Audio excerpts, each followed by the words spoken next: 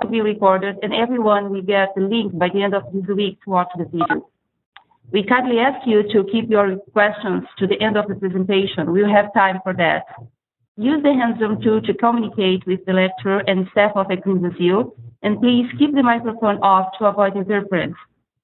In this edition, we have a special guest participating with us for the second time this year. I invite Ken Chambly from Boston University to share his time and knowledge with us. Ken, please. Thank you very much for that.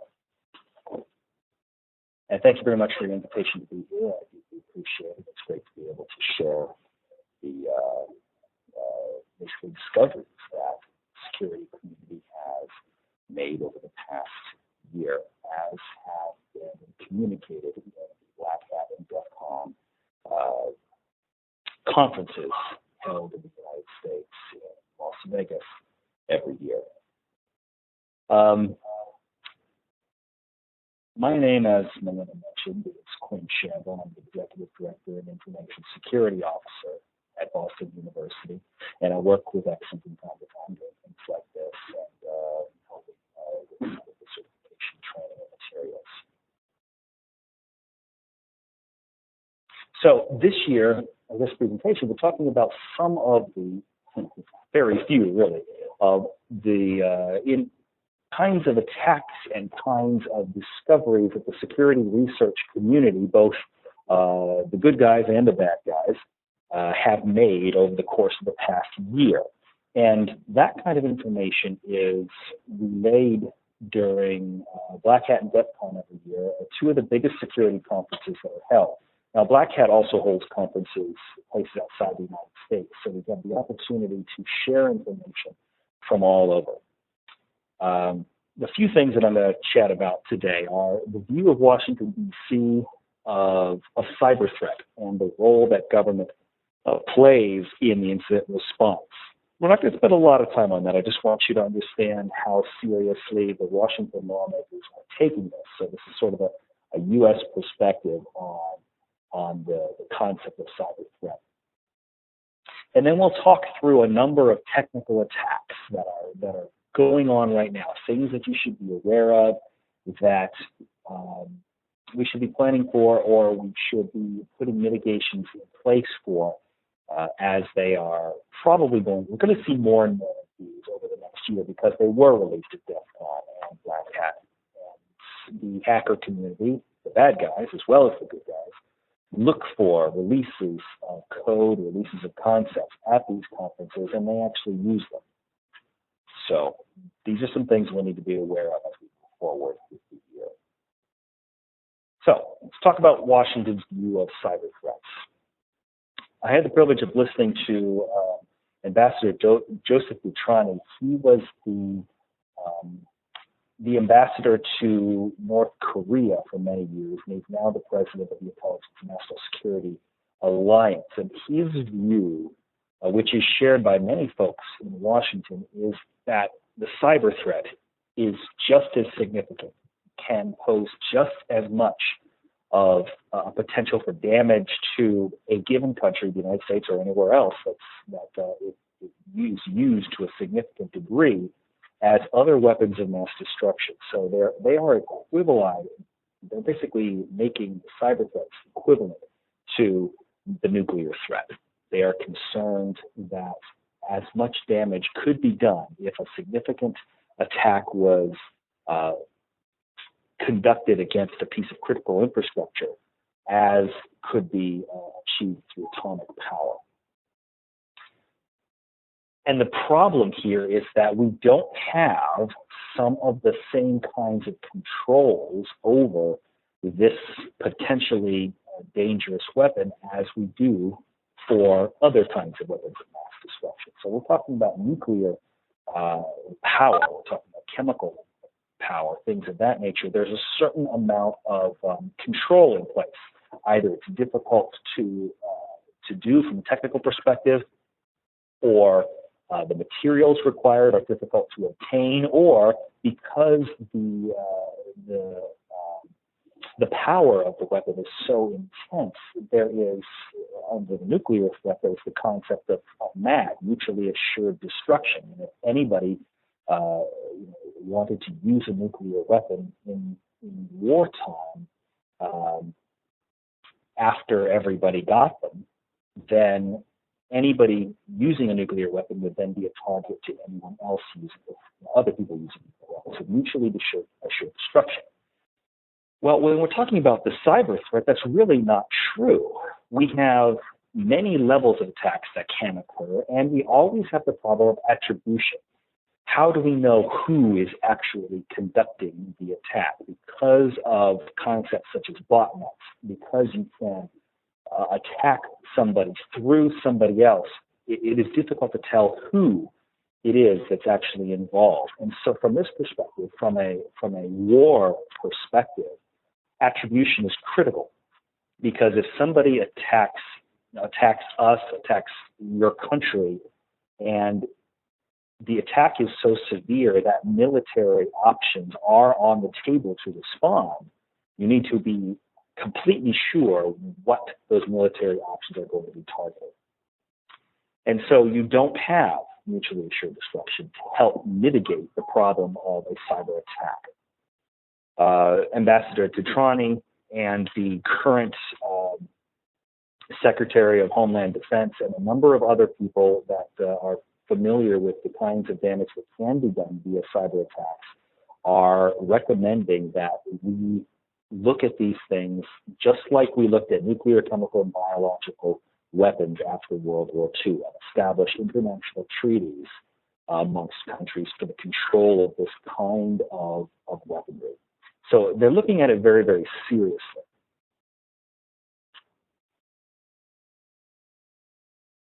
So let's take a shift away from the high level and talk about the low level. Let's talk about technology and actual attacks that are occurring now and will be expected to increase in speed, increase in number over the course of the next year because of these conversations, because of proof of concept code released at Black Hat and at DEF CON. The first one is mobile device management solutions. So solutions that allow a company to control the mobile phones or other mobile computing devices such as tablets that are in use by the people in their organization. There was a talk called Practical Attacks Against Mobile Device Management Solutions by a gentleman named Brody. And his main thrust was that a mobile device management solution, while it does provide benefits, does not provide some of the benefits that you might think it does.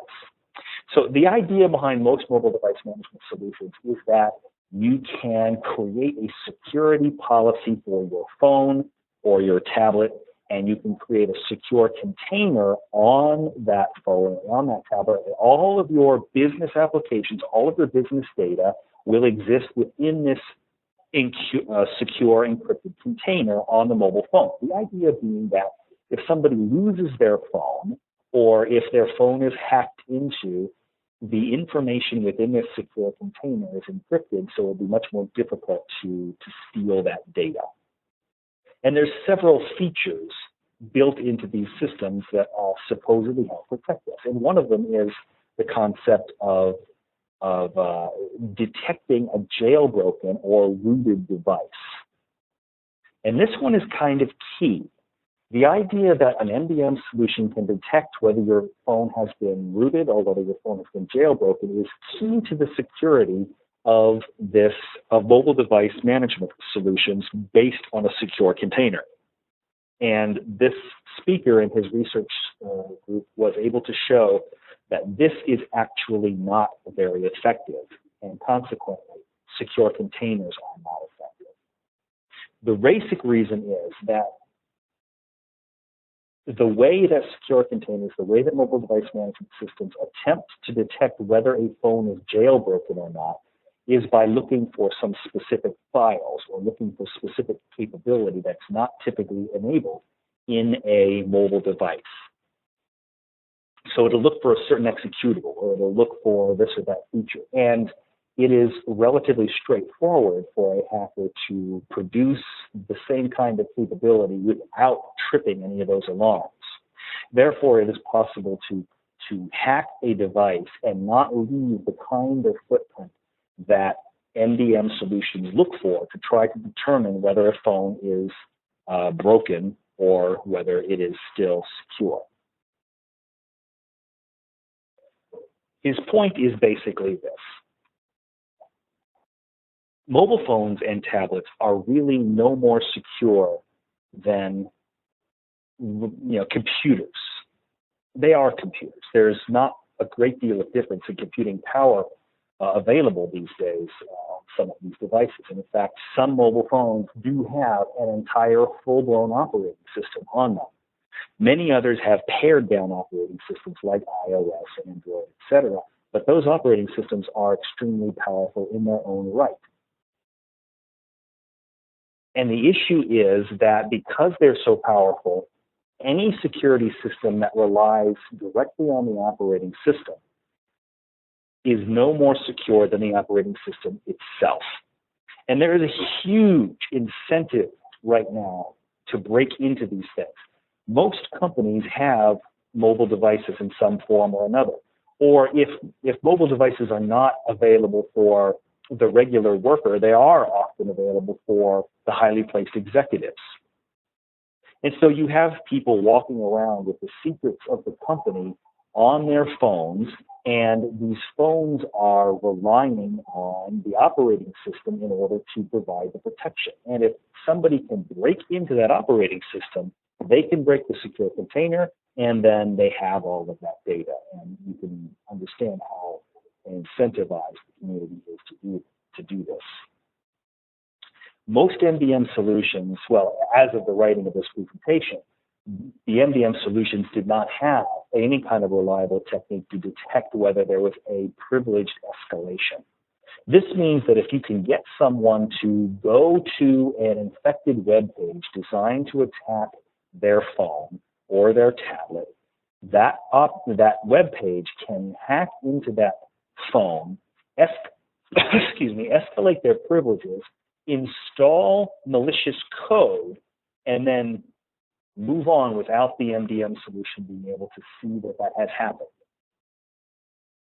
Once that has occurred, you can then start to exfiltrate all of the data that the people had stored inside the encrypted container and thought was safe. And this was really what they were able to prove with their proof of concept code. So they released this code. It works on both Androids and iPhones. And once it is installed, it can't break into the secure encrypted container and just remove all the data at one time. It doesn't have the capability of doing that. Our encryption these days is strong enough that those kinds of attacks are rather useless. But what it does instead is it assumes that any data that is encrypted inside that encrypted container is useless until such time as the user actually reads it. So in order for the user to provide any kind of value with this data, if you send the president of your company a message saying, these are the options available for this project, which one do you want to go with? I want to go with this option, so we're going to do business with this company. That is data that is competitively useful. For stock trading, if nothing else, but maybe even more than that. So that competitively useful information only happens once the president has read that message. And that's what this malicious software does.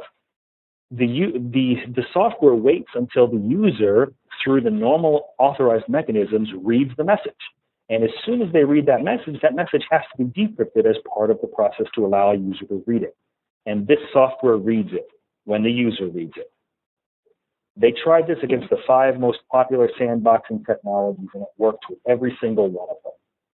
So all they have to do is break into your phone and install this, and then they can read any message that you read, is the point. And so they did some very interesting research to try to find out what the penetration was with phones that were compromised. They did a survey of 2 million subscribers with the help of a local company. And they sampled 500,000 phones. And they found that 1 in every 1,000 phones is compromised. Is compromised right now, is the point. And that number is growing. Now, there's some really interesting work here. You can see this survey was done after the release of iOS 6. So, and this is just a few days after the release, it was about a week and a half or so after the release of iOS 6. And if you look at the first graph here, you can see that almost half of the phones that were compromised were iOS phones, and 13% of those were iOS 6, meaning that they had just been compromised within the last week when they did this survey. Now, the other half were Androids that they found. So it's mostly iOS and Androids that are under attack because these are the phones that are used are most commonly in use. And if you can look here on this graph, you'll notice that half of the phones are iOS, half of the compromised phones are iOS, but the market share for iOS is 17% as opposed to 75% for Android. So far more phones by percentage are iOS phones. And the reason for that is because that's what the target, the incentivized target is. The iOS phone is the cooler phone, the more desirable phone. So they expect that it's the upper executives are going to be using that phone instead of an Android phone. And so that is even under more attack than Androids are, just as an interesting little side note there. So MDM is good for a number of things. It allows you to manage your phones cleanly. It helps you do compliance enforcement, data loss prevention. It's great for physical loss. But what it does not do is protect you against a malicious software attack. So it is still very important for us to be training our people to have good security behavior. If somebody receives a text message saying, hey, this is a really cool picture of a cat, and they weren't expecting to have that text message, and it gives them a link to click on, we need to be training our people that clicking on links that come to them via text message is just as dangerous as opening up attachments in unexpected emails or clicking on links in emails that seem suspicious. Text message and instant message attacks are growing, and MDM solutions will not protect us from those kinds of concepts.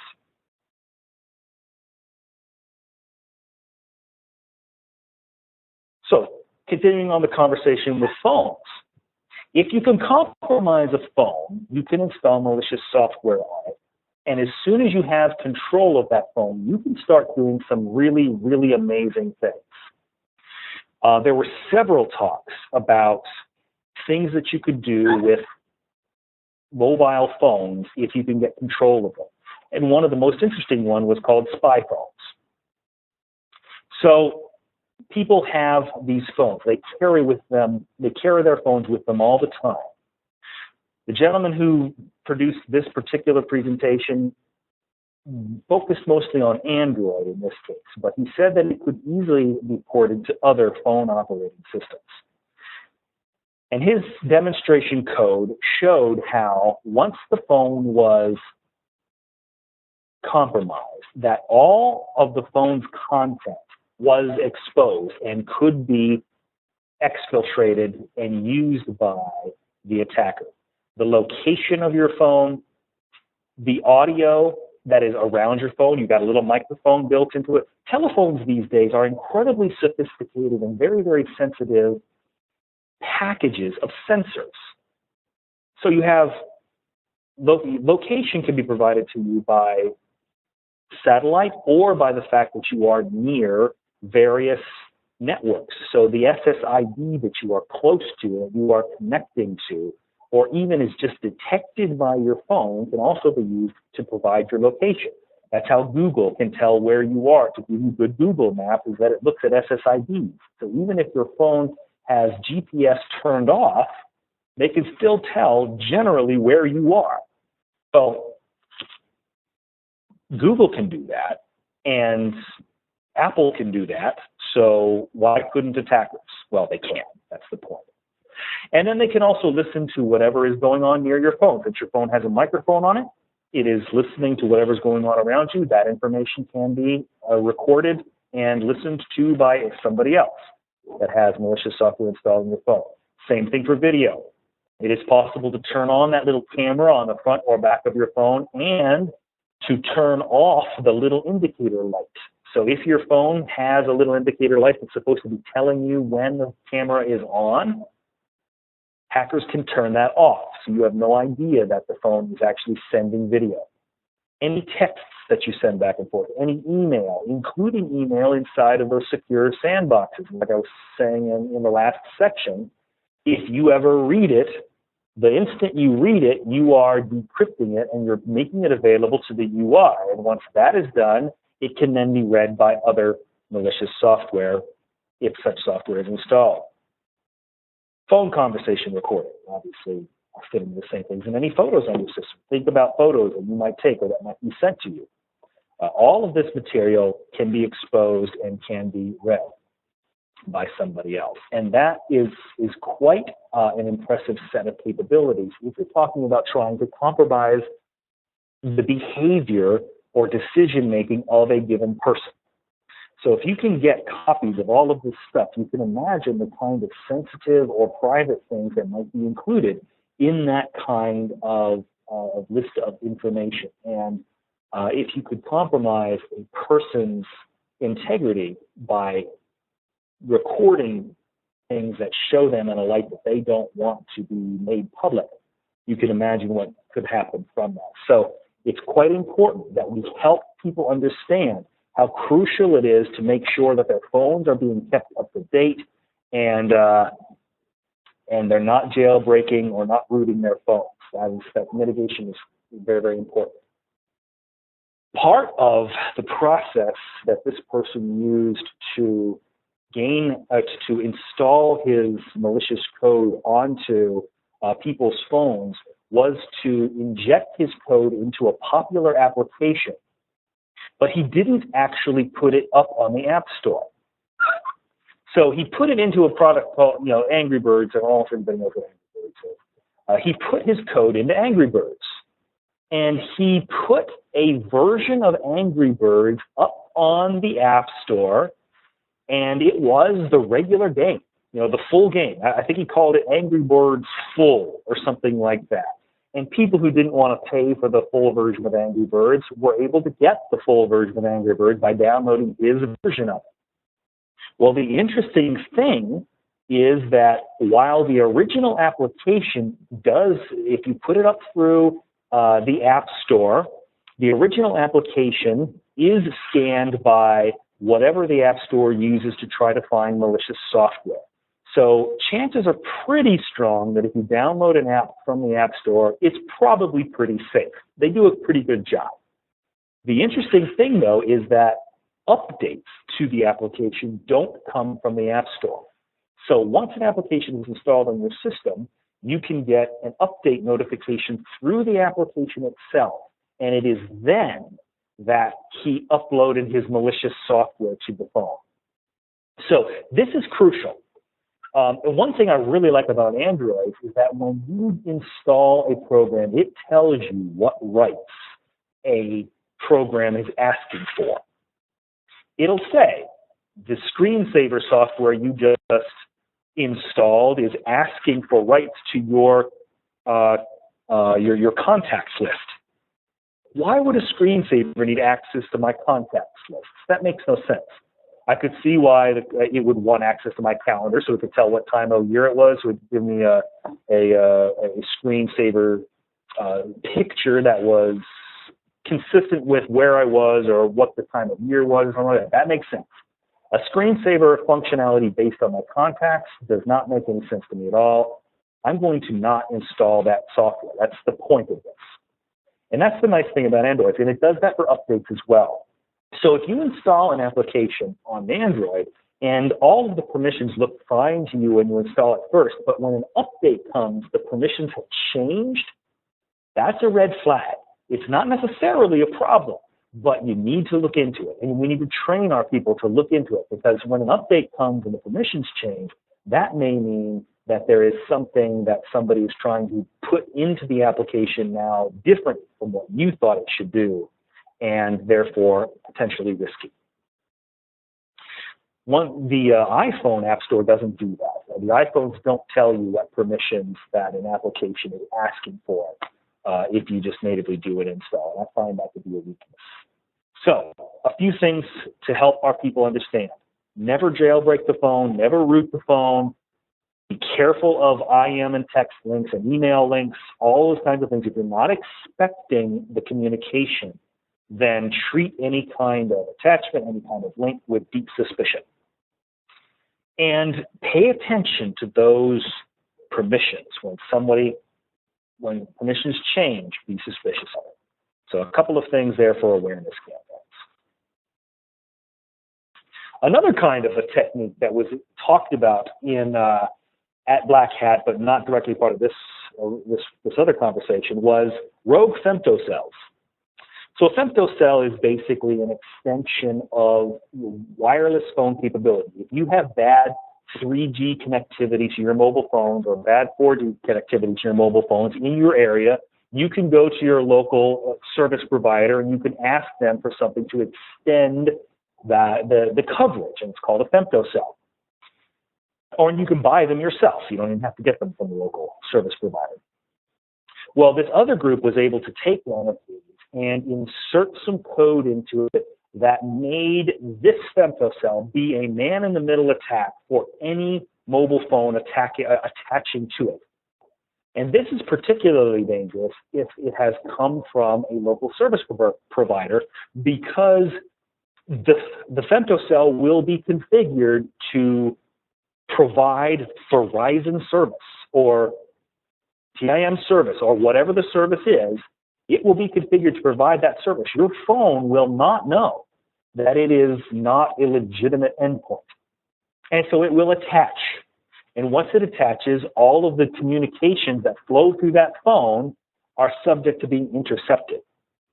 This is one of the reasons why security researchers and security practitioners have, for a very long time, been pressuring people to make all communications be encrypted, not just what we would consider, quote unquote, the sensitive applications, because things like this are out there and they are being used. And unfortunately, I don't have a mitigation for this. There's not a way for a phone to tell that it's attaching to a rogue femtocell. So we're kind of at the mercy of the vendors in this case, and we need the vendors to help us figure out ways to detect when something is legitimate and something is not. And that will be an ongoing conversation over the next year, I'm sure. Let's talk about DDoS. So distributed denial of service attacks. This is, the first one I'm going to talk about is called SOC stress. And this gets a little technical, but bear with me, because once I've described how it works, even if you're not particularly technical, you'll probably be able to very much understand the implications of this. So SOC stress, it's based on the standard TCP/IP handshake. So this is how a TCP/IP handshake basically works. Your client sends a message out to the internet, to the server that it wants data from, saying, hello, I'm a client, I'd like to connect to you. That's the sync pack, the SYN pack, the SYN pack. The SYN pack goes to the server. The server responds with an acknowledgement of that pack, that synchronization thing. It says, acknowledge, yes, I see you're here, and I am ready to connect with you and send information. And the client sends an ACK back saying, okay, I hear you, and here is my request. And then the server will respond to the request and keep on going. So that's how a standard TCP handshake works. Now, SOC stress does something a little different. So this is basically the map of the bits inside of a TCP window. And again, don't worry about all the stuff on here. It's not important. The point is that this window element over here is something that we can take advantage of. So we set the window size to 0 is all we do. That's it. That's all this is. Setting the window size to 0 as part of the ACK. So you can see down here on the lowest line, I have my SYN, I have my SYN-ACK, and then I have my ACK. And when my ACK goes back, I set the win size to 0.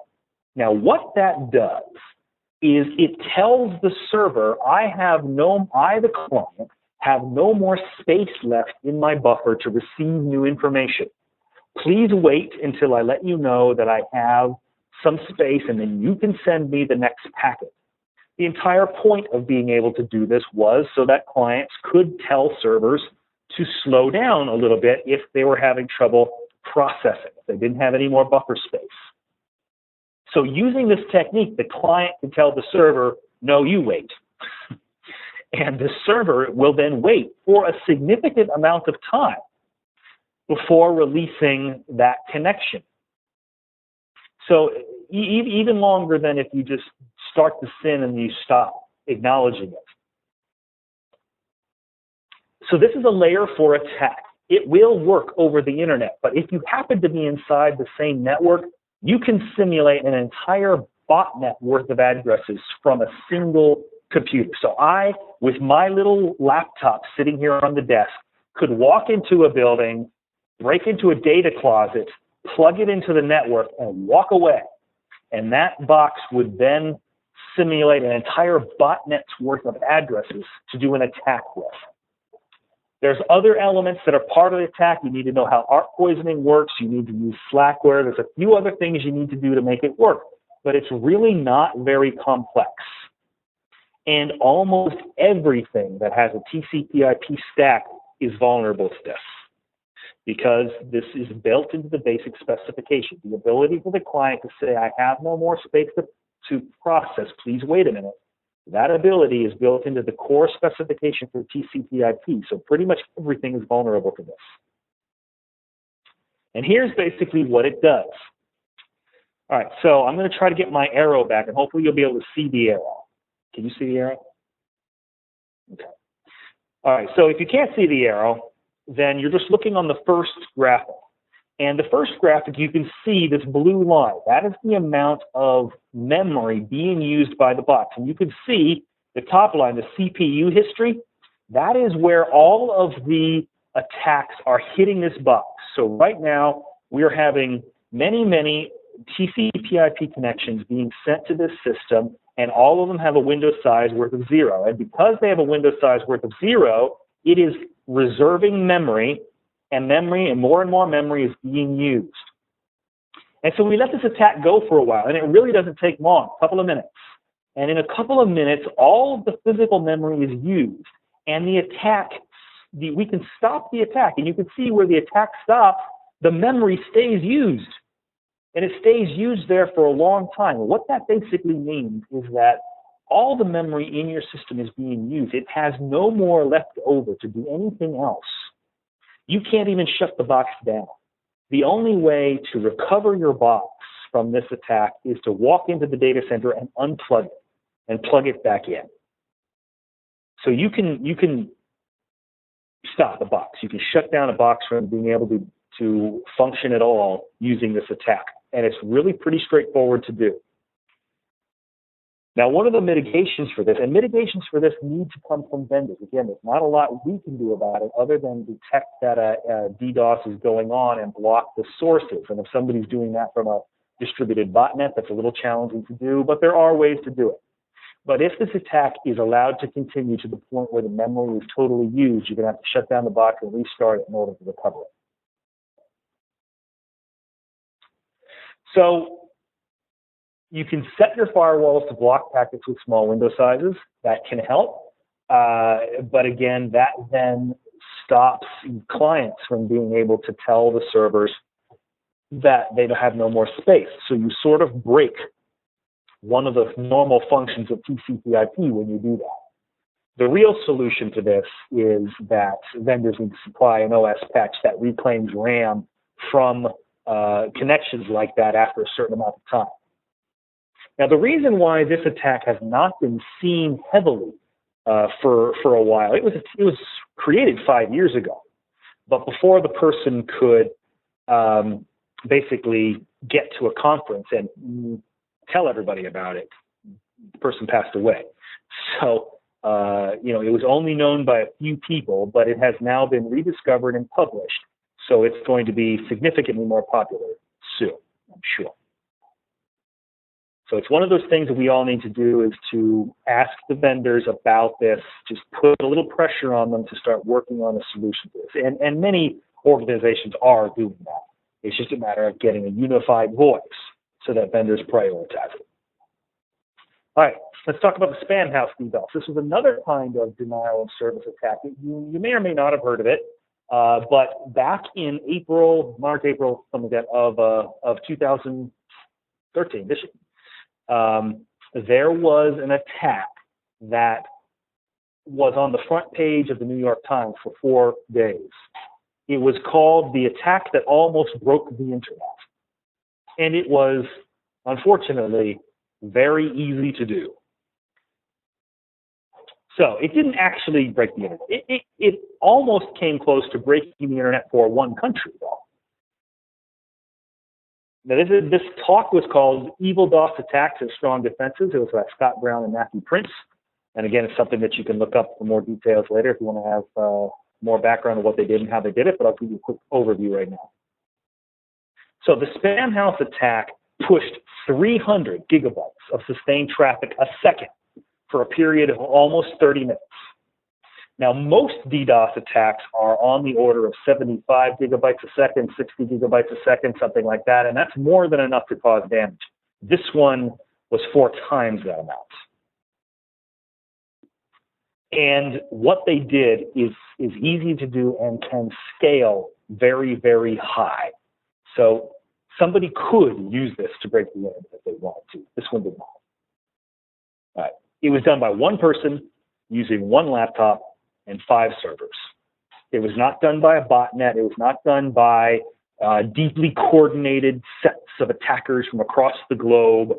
It was not anonymous. It was not, any of these other folks. It's one person who was kind of ticked off and had access to a laptop and 5 servers that were misconfigured. All right, so all you need, I'll go through this already. You don't need a botnet. You don't need to coordinate people. You don't need a lot of technical skill. What you need is a bunch of open DNS resolvers, and we'll talk about how easy that is. And you need some servers on networks that allow for IP address spoofing, and we'll talk about how easy that is. You don't need many of them. Like I said, SOC stress, 300 gigabytes a second, done with 5 servers. Now, OpenDNS resolvers. We're not talking about OpenDNS, the company. I want to be clear. They're a great company. We're not slamming them at all. We're talking about misconfigured DNS resolvers. These are systems that are basically any computer that has a DNS resolver turned on and has bind misconfigured so that it will answer DNS queries from any system, not only systems on its own network. A DNS resolver should really only answer DNS queries from within the network it's supposed to be serving. So it should have some knowledge of, this is the IP range that should be asking me for DNS, it should be providing DNS queries to me. I should not be seeing DNS queries from other systems, and I should not respond to DNS queries from other systems. However, there are huge numbers of systems that do not follow this best practice. So pretty much any Android phone on the planet that has Wi-Fi turned on is an open resolver due to a sort of a mistake that Google made in configuring Android phones. Almost all the home Wi-Fi routers that are turned on are like this. And there's a huge number of systems out in the world that are run by supposed IT experts that are also misconfigured and do not have this turned on properly. All of these are open DNS routers. They will respond to anything that anyone sends to them, not just their own network. So what you do, and again, I'm not going to spend a lot of time on the technical pieces of this, but all we're doing is using a single command. We are doing NS lookup with a bunch of flags on it. We put the flag to return all resources available, so that's -set all. We set the flag for any DNS record there. We set the content of any kind of content. We tell it to not use TCP. We want UDP connections, and we set the buffer size to the largest buffer size we can set. Those are the flags we use. And I don't have the exact command here. I'm not going to publish that, but those are the basic building blocks of it. And what happens here is, because it's a single command that's relatively compact, we get a 50 times amplification factor. We have a 64-byte query that responds with over a 3,300-byte response. So if you see this little red dash here in front of the speaker, that's 1. Over here is 50. All right, so that's the kind of amplification factor we're setting. We send a very small thing, we get back a very large thing. That's the point. And we can amplify that amplification. We don't have to just attack from one set of resources. So you need a network that will allow us to attack from other IPs, allows IP address spoofing. Now here's another place that people have rather failed. There is something called BCP38, Best Common Practice 38, and it has been known for 13 years. And the point of it is that a router should drop any packet that it sees on its network that says that it originates from a different network. Okay? So you can create a TCP packet that lies and says that it originated from a different network. That's spoofing. That's IP address spoofing. And that is the thing that allows for a number of different kinds of attacks to happen. And that's why BCP38 was created, because if you tell all the routers in the world, drop any TCP packet that is lying about its origination, then a whole host of attacks would be impossible, including this one. The other thing we rely on is that we use UDP, which has no handshake, and so we can easily spoof that IP address in an NS lookup command. This is something like the old Smurf attack. If you remember the Smurf attack from the late 80s, early 90s, where you had ICMP being used, where my computer would send a whole host of ICMP requests out to a number of misconfigured servers, and I would lie about my IP address, and I would pretend that my IP address was the target. Then all of them would respond with their ping requests, and they would send the ping responses back to the target. And that way you had a whole bunch of systems all attacking the same target system, and it was a reflected attack, and it could bring down the target system. Well, this works very much like that, except it doesn't use ICMP. It's not a ping, it's an NS lookup instead. So you can see the normal threshold of a DDoS attack. And here's in this green place that's raised above that blue threshold line, that is a DDoS attack, and it's a pretty impressive one. Well, that's 120 gigabytes for a couple of minutes, about 2 minutes, I guess. No, sorry, 2 hours. So that's a pretty good attack. Now, that is a regular DDoS attack, a sling of arrows coming at you. Now, the spam house attack was more like this, a sky full of arrows. We're talking 3 or 4 times the amount of attacks, or the amount of traffic that would normally is very successful at taking down a system. 309 gigabytes, 28 minutes.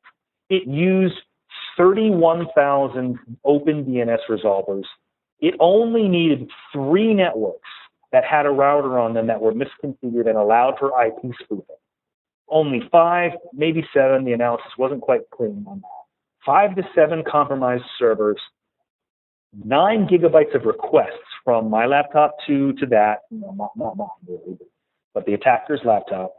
So 9 gigabytes out of my system results in 300 gigabytes back. And this is all done by one guy with one laptop. This guy. Well, actually not him. This is a friend of the actual attacker. They worked on it together, but this is the guy who decided that he was going to talk on the record to New York Times about this. So, brilliant guy, I'm sure. Anyway. So, how do we solve this problem? Because I'm going to talk about the potential implications of this. Anyone can install Bind. install Wi-Fi, and they're probably going to misconfigure it. So we can't rely on BCP38, best current practice, to help people understand what they need to do so that they don't leave open resolvers out there. It's not going to work. And just to give you an idea, on March 24th, the Open Resolver project had listed 22.7 million open resolvers out there on the internet. Now, from March 24th through March 28th, something like that, there were 4 days of New York Times front page coverage on this problem. You'd think that this would get people's attention and say, wow, goodness, this is a problem. We should look into our systems and see if we can fix it. Well, I'm happy to report that that did not happen. And as of the middle of last month, there were 28 million, 0.3 open resolvers out there. So the problem has only increased, and it's increased on the order of millions in the past several months, even though we had this huge DDoS attack that, quote unquote, could have broke the internet. So this technique is not working.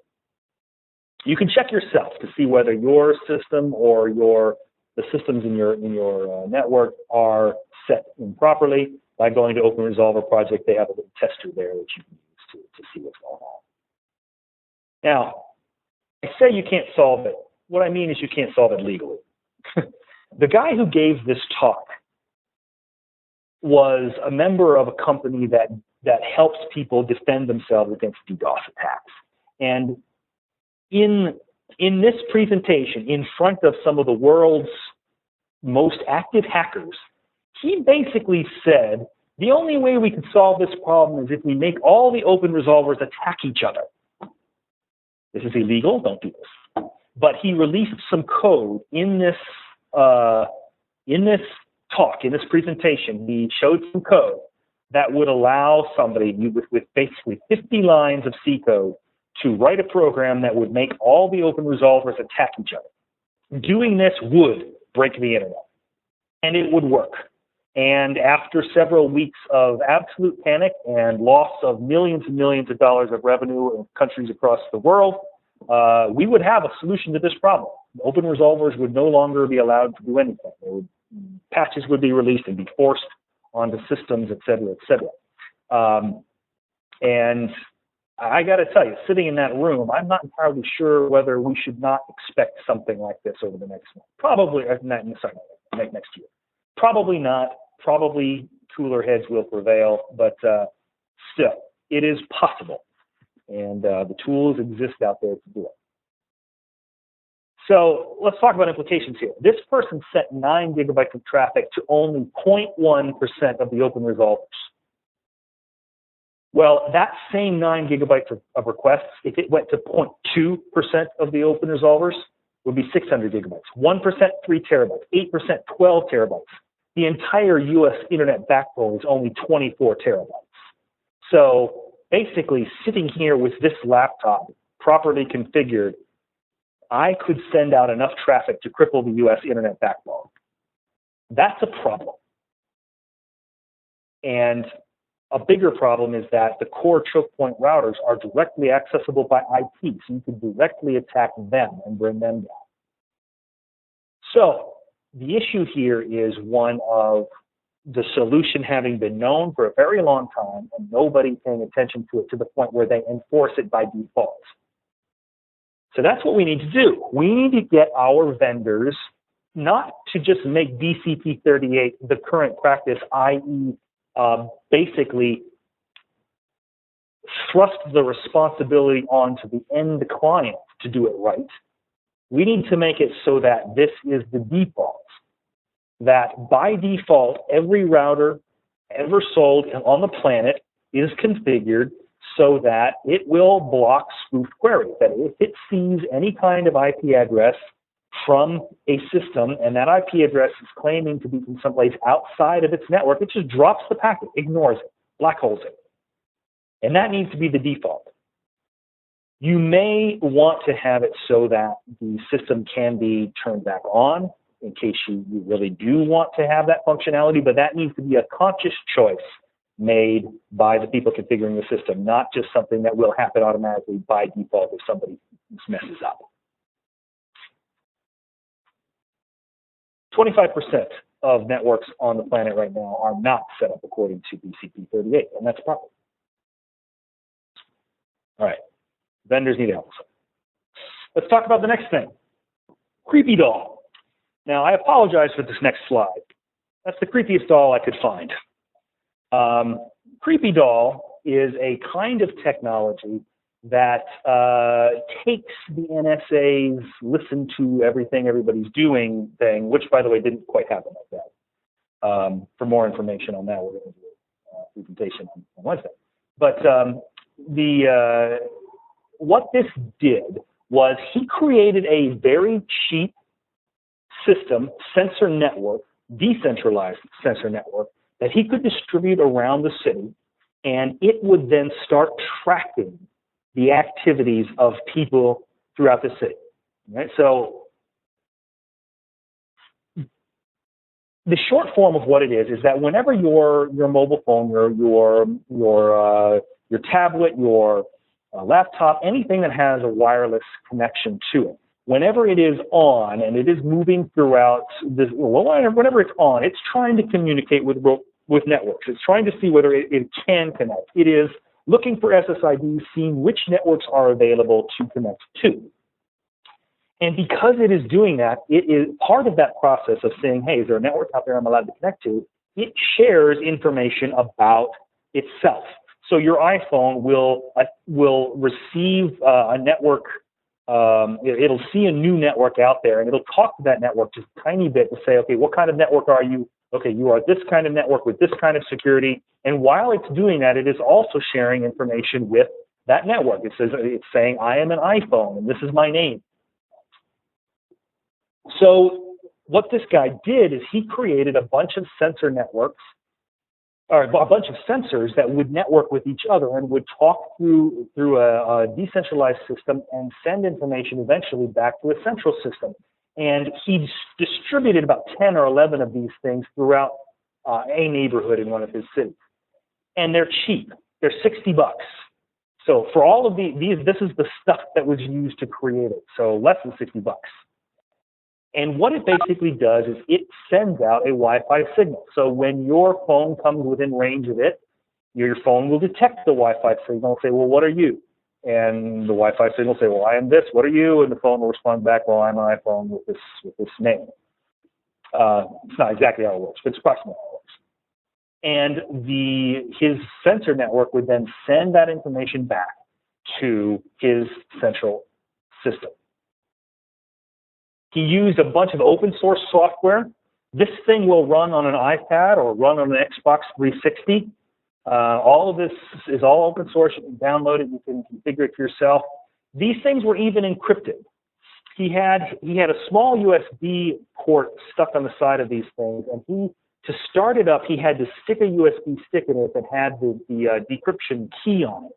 And so when he wanted to distribute one of his sensors, he would basically take the thing, it had adhesive on one side of it, he'd stick it to the underside of the table, he'd pull his USB stick out, and the USB stick would then take the decryption key with it so that everything else was running. The decryption was in memory. And if anybody tried to attack the thing, they'd have to be able to get that decryption key to decrypt the operating system. They couldn't do it because as soon as they shut the system down to get any kind of an image, it would kill the key, and the key would not be available, so it wouldn't be something that could be attacked. Now, here's what the basic results were. He created a visualized version of his city based off of Google Maps and what Google has available, and he could track somebody. You can see there in the lower right-hand image there, that purple line, he could track somebody's movement throughout the city. Where did they go? What were they doing to a degree? What stores were they visiting, etc.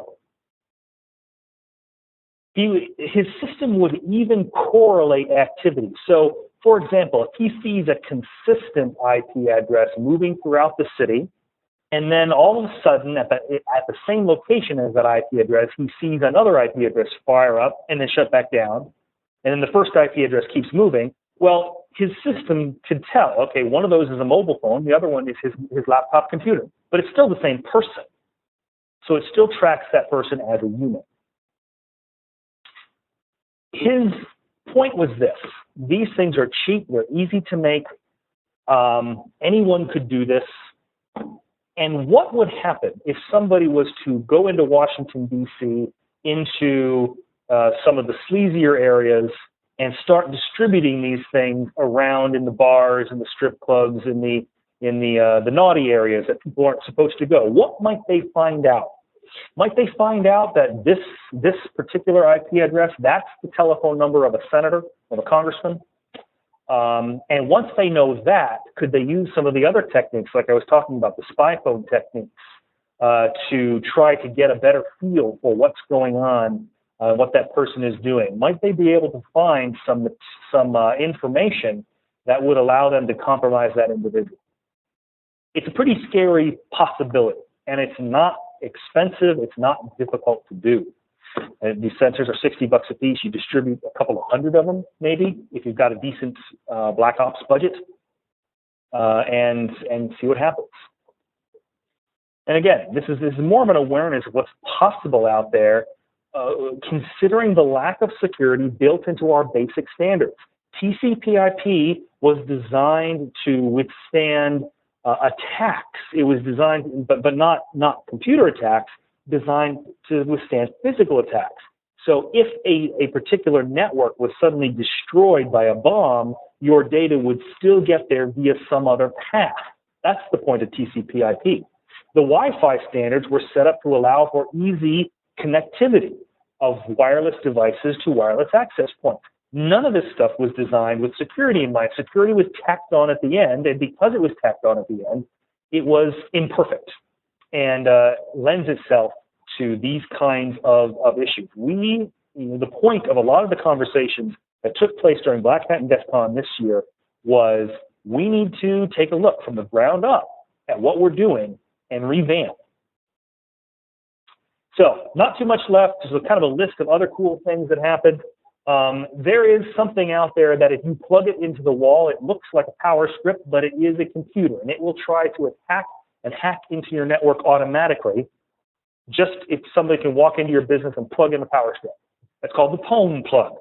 Well, this year, somebody got the bright idea of pwning the pwn plug, meaning that when they found one, they reverse engineered it to find out who was attacking them, and then they sent them a bunch of false information. So that was kind of hilarious. There's a few presentations on hacking driverless vehicles and hacking Priuses, and I think the Ford attacking these vehicles that have more and more intelligence built into them. Lots and lots of attacks against iPhones and Androids, including if you bought an aftermarket charger from eBay during a certain point from a certain company. That aftermarket charger had a attack built into it. So from a hardware perspective, it tried to attack your phone when you plugged your phone into it. Owning your home network security systems, unlocking your house. If you have an automated home security system that you can view and do stuff with via your iPhone, people are hacking those now. So they can walk by your house with their iPhone and unlock your house. Or maybe look at you through your own security cameras. Both of those things were demonstrated. Smart TVs that have they're internet-enabled TVs. They have a little camera on the front so that you can do Skype or you can do some other kind of communications through your TV. Neat technology, but same kind of problem. Very poor security, so you can turn those into surveillance TV. If you want to see, think of your children at a frat house or a sorority house watching TV or having a party in front of this television. Well, somebody could turn on these surveillance cameras and watch them. So it's a challenge. It's a problem. Man in the middle of IPv6, hacking the implantable medical devices. A file designed to own forensic software. This is fun. So if your system is considered to be compromised, often a forensics team will come in and make an image of the system, try to analyze what happened to figure out what they need to do about it. Well, this was a file explicitly designed to break forensic software. So that's a good time. All sorts of different interesting topics out there at Black Hat that I'm sure more information has been published out on the internet so that you can find more details about any of these that are interesting to you. I don't know if there's any Dr. Horrible fans out there, but all right. So some things that we need to consider in trying to deal with this, and that is organizations really need to have dedicated staff focused on information security, learning about all of these things, figuring out what the organization needs to do to mitigate the risks associated with it, and to help drive security innovation. We need to get them trained. They need to know technology, they need to know security, and they need to know business. And we need to give them the tools and opportunities to keep them up to date. I go to this presentation, I go to Black Hat and DEF CON every year because this kind of information is put out there. And at Black Hat and DEF CON, the attacks have already been in use for a while, but they are not in heavy use yet. That's usually the balance. So this makes people aware of what's possible so they can start doing something about it, because very shortly it's going to be a big issue. So it helps us get a little bit ahead of it. And we need to make sure that our senior management know to listen to our information security staff, because there's a good reason why they're there and why they are making recommendations they are. One of the things that Exyn can help with is this very thing. We have something called the people factor, and it focuses on helping information security people in particular, and other people know what they need to know in order to make good decisions from a perspective of security and other factors. We focus on a number of different areas, which you can see here on the screen, answering many different demands, providing certifications in many different areas, and, well, certifications in many different areas. So, I've been talking mostly about things that impact information security, but all of these things impact stability and service and all the rest of it, because without organizations that don't have strong information security spend much more time and effort servicing their systems, responding to malware, doing investigations, etc. So these are all interrelated and all very, very important. So the security-focused stuff is the information security certifications. They come in 3 different levels. We've got Foundation, Advanced, and Expert, which roughly correlate to tactical management and strategic. And we also have a certification specifically surrounding cloud services, and that one provides additional information that's required in the upcoming world where more and more things are being headed to the cloud. If you've got any questions on this, and I've been rushing through these past few slides, I think we're running a little bit low on time here, but if you have any more questions about it, Milena Andrea is here in Brazil for Exyn. Her contact information is on the screen. She'll be happy to help answer any questions about certifications, training available from Exyn in these areas to help keep our people up to speed and functional in this ever-changing world. Thank you.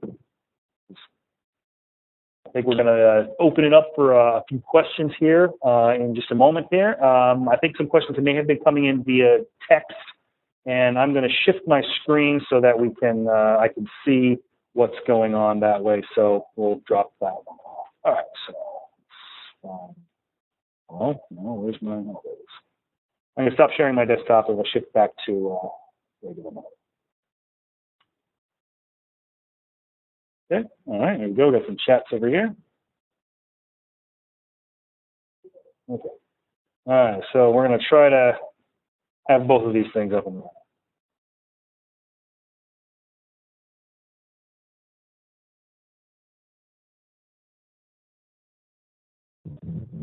Okay. So I have the chat screen open, and if anybody is send your questions in that way, we can do it like that. It might be the easiest. If English is not your strong suit, you may be able to just say your question. I've got a couple folks here in the room who hopefully can help me translate. Algumas pessoas estão me perguntando se esse material vai ser enviado em PDF. Todo mundo que participou vai receber um link com essa apresentação, com os slides e com o áudio. So the presentation will be sent to everyone. We will send a link during the week, okay? Vamos aproveitar essa oportunidade. Por favor, mandem as perguntas pelo chat e o Kim está aqui disponível para responder. Fiquem à vontade.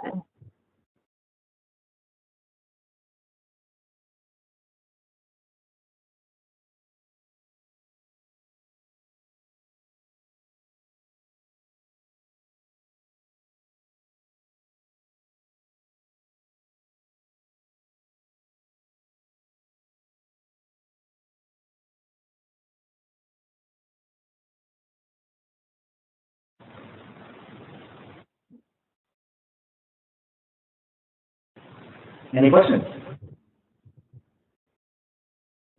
Também não recebi nenhuma pergunta direta pelo chat para mim. Não sei se estão mandando direto para o Kim.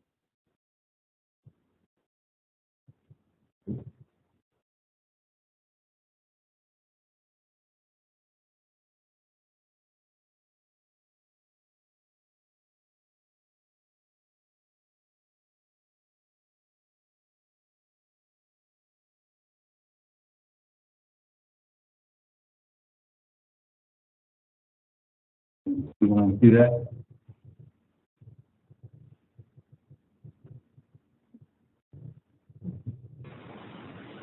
Okay, so I am seeing no questions via chat, and we are not hearing any questions either.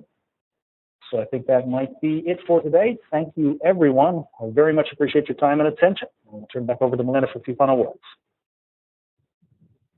Bom, eu gostaria de agradecer a presença de todos. Conforme já informamos, o material vai ser enviado para todos vocês. E os contatos, tanto do Exim quanto do Kim, estão disponíveis no último slide.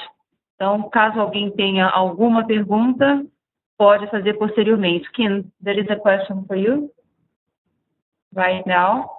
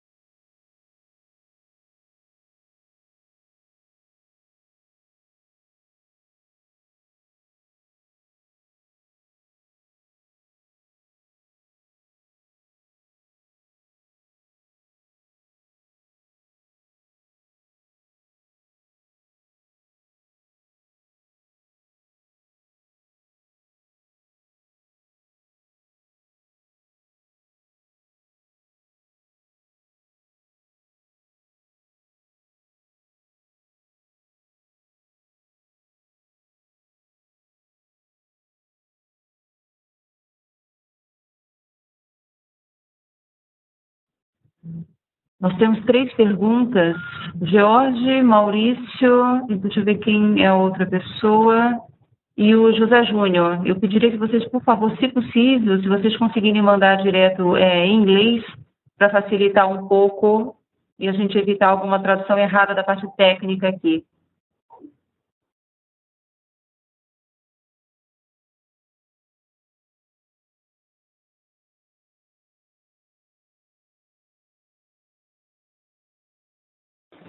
Okay, George asks about how to defend against DDoS attacks within a corporation. So there are several things that can and should be done. Most of these will be most likely already be understood by your networking team. The one that I specifically, or two that I specifically recommended here in this presentation, and one of them is the implementation of BCP38. And they can look that up to determine what that is, and also dropping TCP packets that have a very small window size.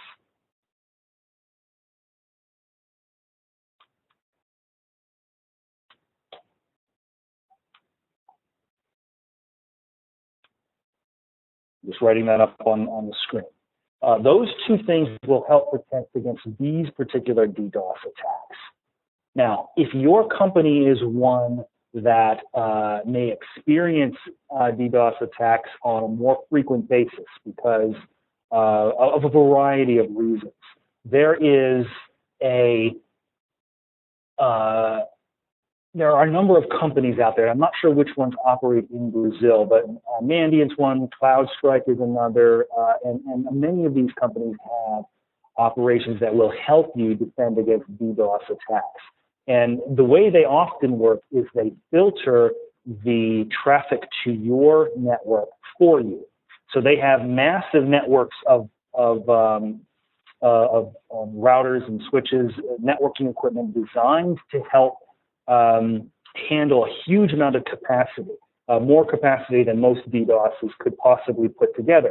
So when they start seeing traffic ramp up in a DDoS kind of a way, they will do the black holing for you, even if it's coming from multiple IP addresses. So that's another way of dealing it, is to outsource to a vendor that will help you fight DDoSs actively. Now, I wouldn't necessarily recommend that for organizations unless you see a lot of this kind of activity. But you may want to do a little research in the short term to find out how you can either have someone on retainer, or so you simply know which organizations service your area that provide these services, so that if something happens, you can flip the switch with that organization and turn on that capability or turn on that service.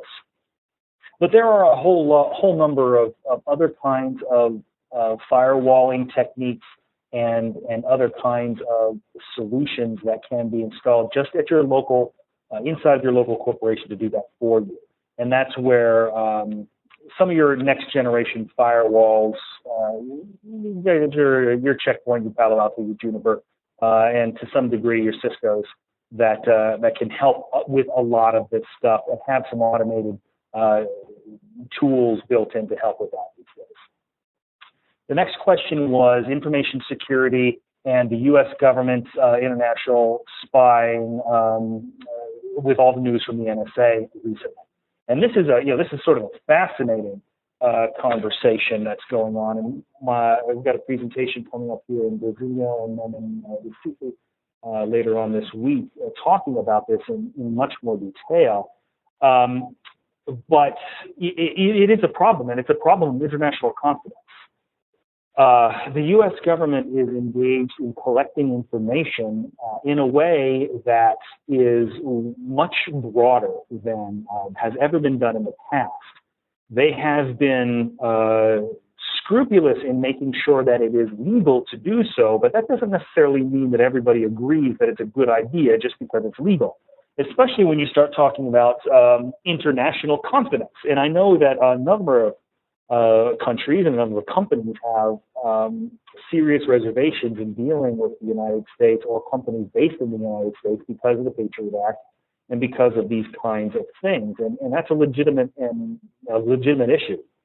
One of the things to be aware of, however, is that what is happening is actually not really any different in the U.S. than it is in other countries. Most democratic countries have laws that allow for legal intercept of information when there is a state interest in receiving that information. I don't remember what the name of the law is here. Brazil has one the same way. And it's one of those questions about how that is being used. And the way the U.S. is using it right now, I think, is causing more concern because the net is so broad. And it relies on people to trust their government to a degree that many people don't. So, I can talk in some detail about how the NSA is doing what it's doing and these controls on it. The controls are actually really, really incredibly stringent. There's only 35 people in the NSA that have access to this system we're talking about. Only 22 people can approve its use. Approval is subject to agreement amongst all three branches of government. We have three branches. We have the legislative, the judicial, and the executing body. And all three of them have to agree, and all three of them have independent auditing capabilities on what's going on with the system, so that these audit reports are being sent to to the judiciary, they're being sent to Congress, and they're being sent to the White House. And if this system is accessed in any way that has not been approved by the judge to do it, people get into significant trouble, including basically federal prison time for doing it. So there's incredible amounts of controls over this.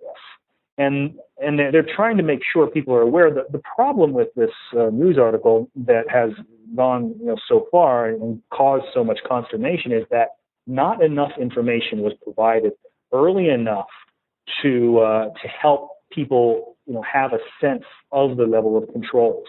So they were saying things like companies are being ordered to freely give access to all of their data to the NSA, et cetera, and it's not true. There's court orders involved.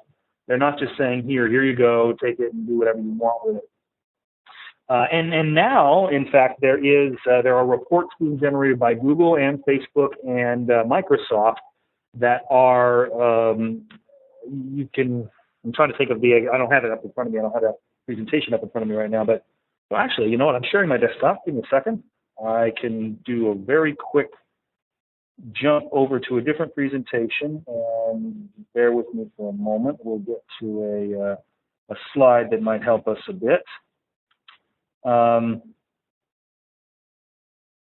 have that one up here.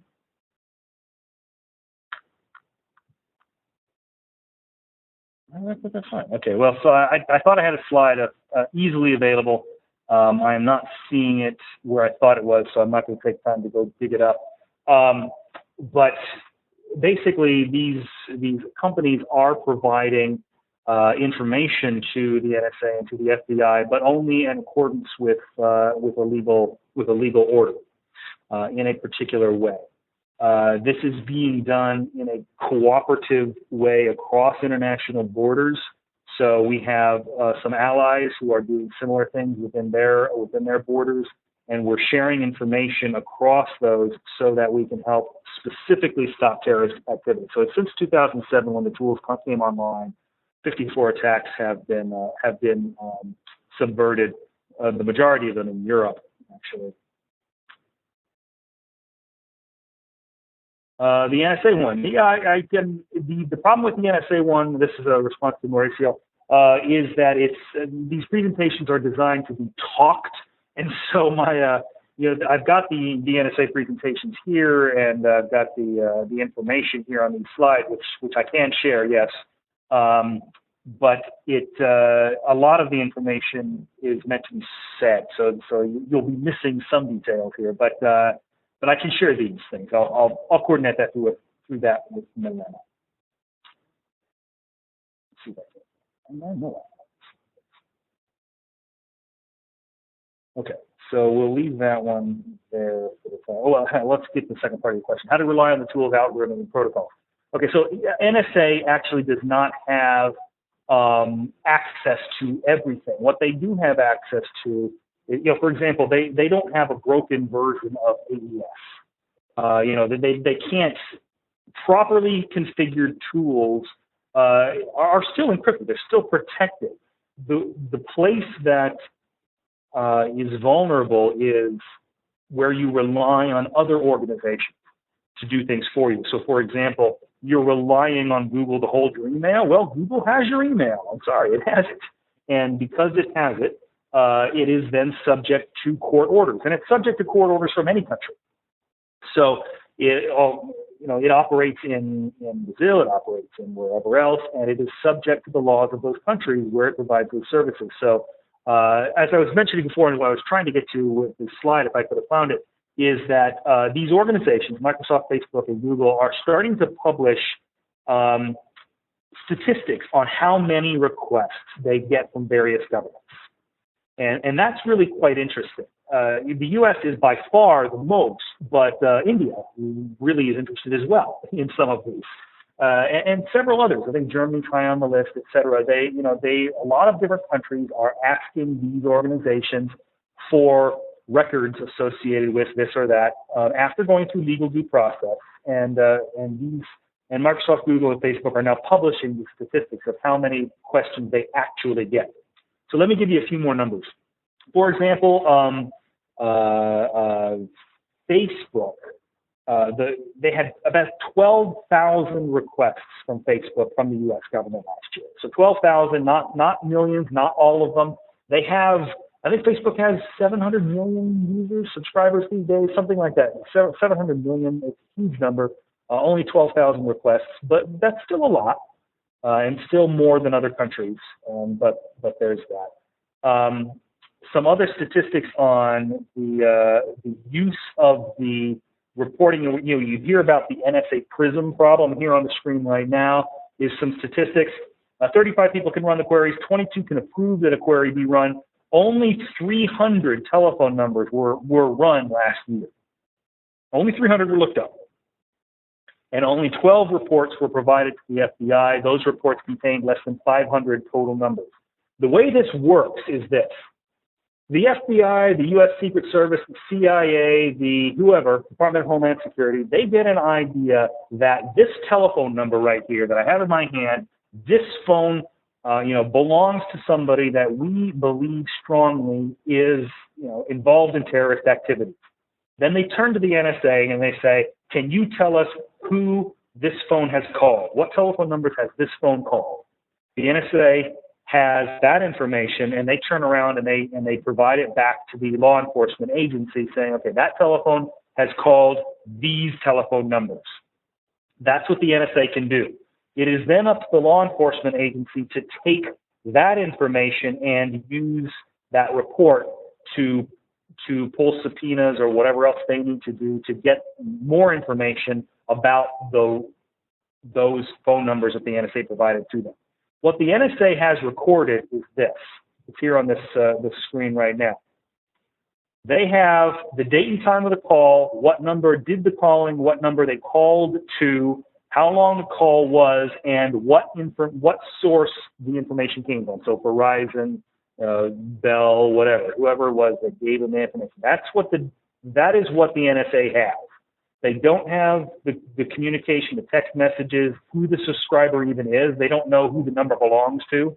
They don't have names and address, credit card numbers, location information. That is all something that has to be gathered via other established law enforcement processes outside of this PRISM thing that we're talking about. And this is all information that was provided to the community via General Keith Alexander during Black Hat.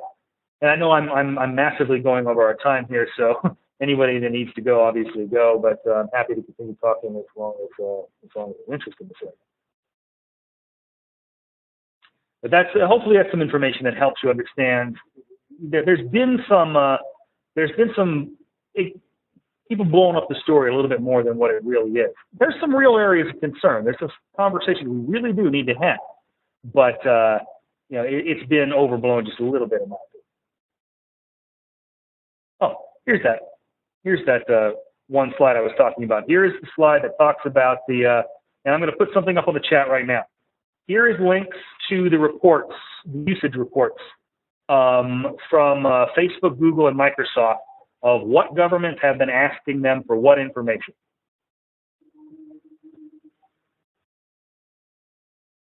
Other questions?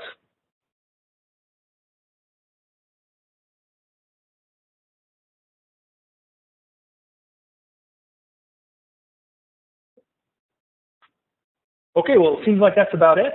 Thank you very much, everyone. I appreciate your time. I appreciate your attention, and best of luck in your information security efforts moving forward. Gostaria de agradecer a participação de todos. Espero encontrá-los em breve. O ICZIM tem feito algumas rodadas com a participação de especialistas brasileiros e de vez em quando a gente consegue ter a honra de ter convidados internacionais. Então, por favor, fiquem atentos aos nossos comunicados. A gente tem uma média de 1 a 2 sessões por mês, trazendo um pouco de conteúdo dos especialistas para dividir com vocês. Obrigada pela participação de todos e até a próxima.